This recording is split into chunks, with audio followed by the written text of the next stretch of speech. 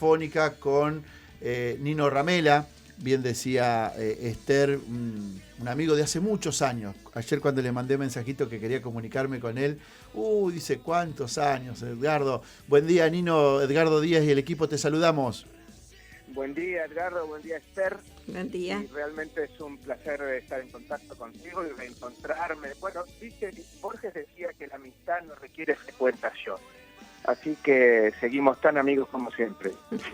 Sí, en la época, vos eras secretario de bloque de la Unión Cívica Radical y yo hacía mis primeros pasos por la municipalidad, ahí como corresponsal del suplemento El Mosquito, y te digo que fuiste una ayuda muy grande en algunas de las locuras que uno quería hacer. Me acuerdo cuando viajé a la ciudad de La Plata a cubrir allá por 1986 algunas notas.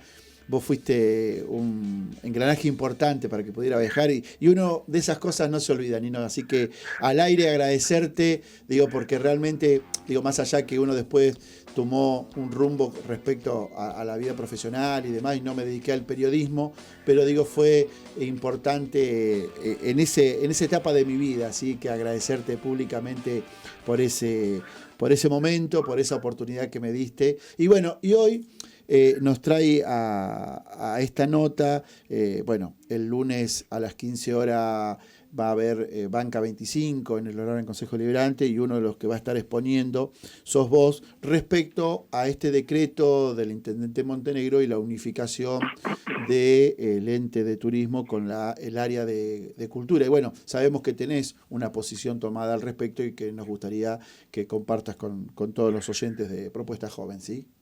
Perfecto, Edgardo. Efectivamente, lo que primero debemos decir es delimitar cuál es la dimensión del cultural, porque hay una equivocación muy generalizada en cuanto a que cultura tiene que ver con el arte y poco más.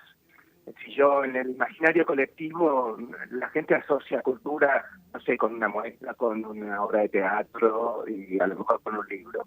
Pero este reduccionismo de la dimensión de lo cultural alcanza también a los que gobiernan, es decir, a los jefes políticos de cualquier jurisdicción. Estos a lo mejor le asuman la destreza de hacer más lindos los actos públicos, ¿no? Pero hace ya mucho tiempo, décadas, que los que están metidos en el tema y las organizaciones internacionales tratan de desarmar este equívoco. Naciones Unidas ya en el año 82, con su declaración de México, establece que la cultura tiene que ver, además de con las artes y con las letras, con los derechos humanos, con las creencias, con las tradiciones, con la dinámica de una sociedad, con las formas de vínculo, etcétera, etcétera, etcétera. Si nosotros tomamos esa dimensión, veremos que cultura es una herramienta potente para intervenir en una sociedad que tiene sus problemas, ¿no? Estamos en una situación de gran emergencia, las estadísticas últimas nos están dando que tenemos el 40% de la población bajo el nivel de la pobreza, eso nos aproxima a 20 millones de personas, y cuando se dice 20 millones de personas en la pobreza no estamos haciendo una abstracción, estamos hablando de 20 millones de personas que tienen imposibilitado el proyecto de una vida digna, porque la pobreza no solamente implica no poder munirse de elementos básicos, sino también de proyectar una familia, porque la pobreza rompe los vínculos familiares, la posibilidad de proyectar una vida a través de la educación, de las herramientas de movilidad social, etcétera, etcétera, etcétera, etcétera. Y no hay un imperativo moral mayor para un Estado que el de contribuir a terminar con las desigualdades. Y la cultura es una herramienta potentísima. No lo estaba diciendo alguien, un idealista a la violeta. Hay muchos ejemplos. Siempre pongo, porque es el más conocido, el de Medellín, en Colombia, donde al final de los 90, Medellín era la ciudad más violenta de la tierra, con 381 muertos cada 100.000 habitantes, es decir, 20 asesinatos por día. ¿Qué hicieron? Sextuplicaron el presupuesto de cultura. Al revés, vamos a hacer un paréntesis, nosotros lo hemos ido bajando. En el 2019 el presupuesto de cultura en la Municipalidad de General Pueyrredón era del 3,22%. En el 2023 es 2,54%. Y si tomamos a los entes descentralizados, porque esas cifras son solo de la Administración Central, llegamos al 2,09%. Y si sumamos obras sanitarias, estamos por debajo del 2%. Así que en algún lugar sextuplicaron el presupuesto de cultura y lograron bajar, combinándolo con proyectos urbanísticos, esa asociación que hacíamos de una ciudad vinculada con sicarios, con muertes, con secuestros, etcétera, ya no es eso. Ahora bien, alguien podrá pensar, bueno, ¿por qué vincular la situación social de la verdad? Cuando preguntamos en la sociedad cuáles son los principales preocupaciones, la inseguridad aparece al tope de todas las quejas. Y sabes una cosa, la inseguridad, el antónimo de la palabra inseguridad no es seguridad. El antónimo de la palabra inseguridad es convivencia. Y la convivencia es una herramienta netamente cultural. Se habla para hacer este decreto de juntar educación con cultura, que en realidad no es juntarlo, es subalternizar cultura al ente de turismo, porque el principal centro turístico del país nunca va a tener presidiendo el ente a un gestor cultural, siempre va a ser alguien vinculado al turismo. Se habla de ahorro. Y yo les digo, ¿qué van a ahorrar? ¿2, 4 sueldos en una planta de 8.000? ¿Sabes qué es costoso? Lo costoso es la no gestión. Porque una gestión realmente, una gestión como corresponde y con un proyecto, logra multiplicar los recursos. ¿Por qué busca recursos extrapresupuestarios en la actividad privada? ¿Por qué hace asociatividad con organismos públicos y privados? ¿Por qué junta las organizaciones no gubernamentales? Es decir, realmente medir las consecuencias por un costo mínimo cuando en realidad el rédito social sería enorme si hubiera un proyecto. Lo que pasa es que no hay un proyecto. Un proyecto tiene, sí, una influencia ideológica. Porque la ideología no es nada más que un sistema de valores. Y de acuerdo a ese sistema de valores serán las prioridades. E independientemente del ángulo del arco político en el que se ubique esa ideología, es imposible llevar adelante una gestión si no hay un proyecto que se transmita a las unidades de gestión de cultura, a la red de agentes municipales, que son los que trabajan en la trinchera cotidianamente. Es decir, es realmente un facilismo oportunista, porque como hay esta onda de desguace del Estado, de desaparición de los cuadros políticos, y también que los temas de la falta de paz social se resuelven punitivamente, entonces es fácil, me subo a la corriente mayoritaria, pero los políticos que todos recordamos, los líderes políticos que en el mundo han sido los estadistas, también han tenido una misión didáctica. Y muchísimas veces esa función didáctica ha ido a contrapelo de la opinión pública. Entonces yo lo que aspiro es que la ciudad tenga una mirada seria, que recuerde que también hubo un ejemplo o una experiencia de unir turismo con cultura que fue espantosa, y que por contrario censo hubo una experiencia que fue el ente de cultura que se transformó en un leading case en Argentina, al punto de que la creación del Instituto Cultural de la provincia de Buenos Aires reconoció al caso de Mar del Plata. Vuelvo a decir, para sintetizar, porque sé que tenés muchos pendientes, hay que ser serios.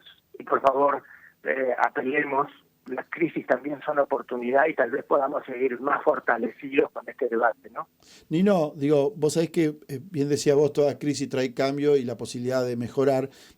Primero se da el hecho de que esta cuestión del decreto sale a partir de que por un error administrativo una delegación de marplatense y batanense no pudieron participar en las regionales del los bonaerenses, de los Juegos bonaerenses, y eso puso en evidencia una serie de falencias, y ahí es como que sale el intendente con este decreto tratando de generar esta situación para tratar de obviar lo que había o tapar lo que había pasado. Y bien decías vos, digo, cuando se habla de ahorro, digo, estamos hablando de una gestión que desde el inicio de la democracia, digo, así es una de las que más funcionarios políticos tiene, 138 según algún balance que ha hecho algún portal, Cazador de Noticias más precisamente, digo, y que el ahorro no pasaría, como vos decías vos recién, ahorrar 2 o 3 personas de la planta municipal o 2 o 3 personas de la planta política,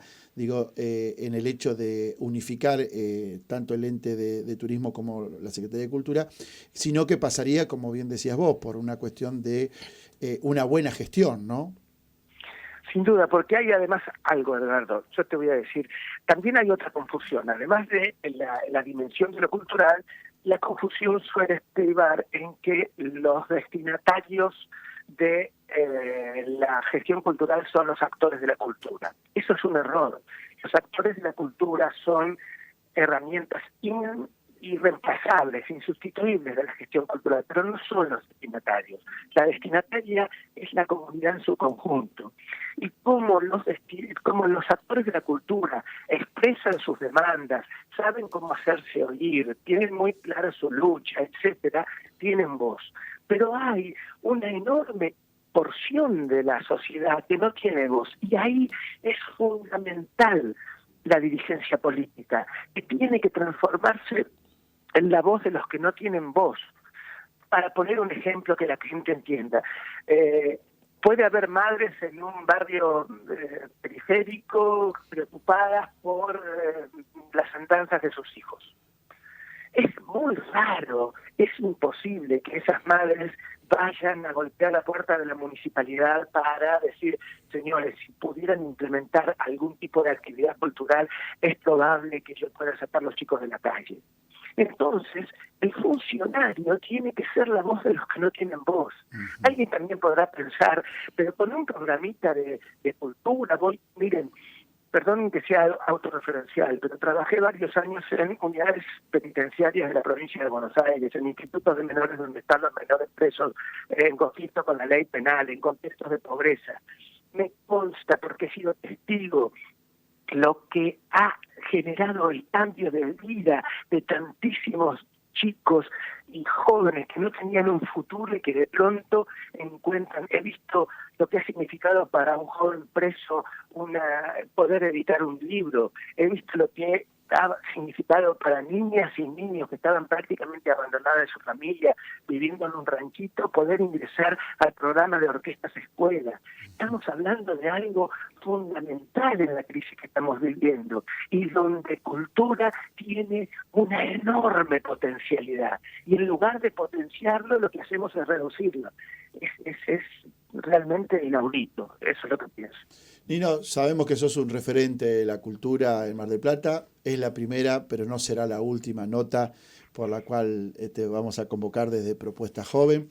El lema del programa es ser la voz de los que no tienen voz o de aquellos que quieren callar. Así que desde ya agradecerte infinitamente la nota, nos mantenemos en contacto y estaremos atentos a las repercusiones que sabemos las va a haber a partir de tu participación en la Banca 25 el día lunes, ¿sí?